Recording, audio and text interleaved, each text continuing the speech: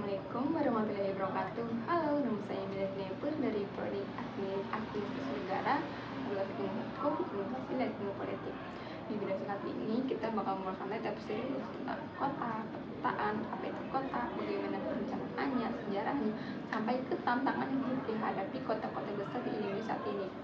Kalau kita bicara soal kota, sebenarnya kita lagi ngomongin tempat tinggal dengan penduduk dan bangunan yang padat. Aktivitasnya ramai dan kehidupan ekonominya juga sangat beragam. Dilihat dari fisiknya, kota itu punya infrastruktur yang kompleks, dari jalan, transportasi, sampai jaringan air dan listrik. Tapi dari sisi sosial, kehidupan di kota biasanya lebih dinamis dan penuh dengan keberagaman, walaupun kadang orang-orangnya jadi cenderung individualis. Nah, ada lagi dengan perkotaan.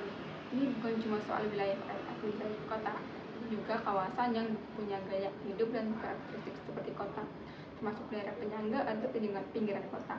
Jadi tempat-tempat yang mungkin secara administratif belum disebut kota, tapi udah berdiri seperti kota, itu masuk ke dalam wilayah perkotaan.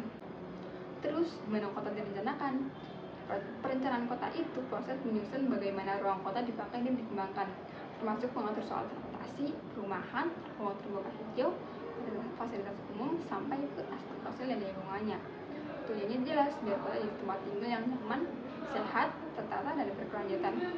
Dalam perencanaan ini bukan cuma pemerintah aja yang ambil peran, tapi juga masyarakat dan sektor swasta. Kalau kita lihat ke belakang, perkembangan kota di Indonesia nggak lepas dari sejarah panjang, terutama sejak zaman kolonial.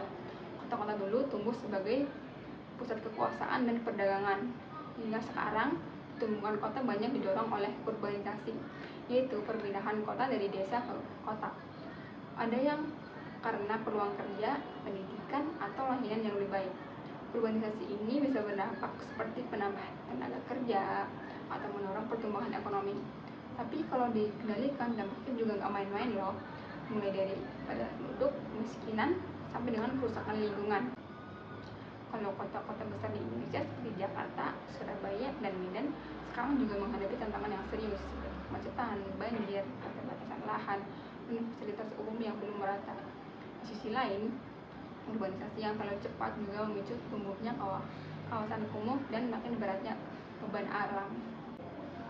Oleh karena itu, kita butuh perencanaan kota yang gak cuma rapi di atas kertas, tapi juga benar-benar berkelanjutan, ramah lingkungan, dan melibatkan suara masyarakat.